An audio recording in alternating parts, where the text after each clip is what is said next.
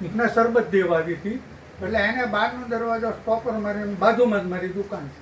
શરબત દઈને તરત પાછી આવી ત્યાં ઓલો જે હતો ને એ અંદર ગરી ગયો હોવો જો. અને એ દરવાજો બંધ કરીને હાકળ દઈને ઉપર આવી એના બધા કપડાં કાઢવાના થાય, નીચે ખુલ્લું ન રહે. એ ઉપર આવીને આયા પગીને ત્યાં એને વાંયથી પકડી લીધી અને છરી બતાવી તારે જે પહેર્યું બધું કાઢી દે.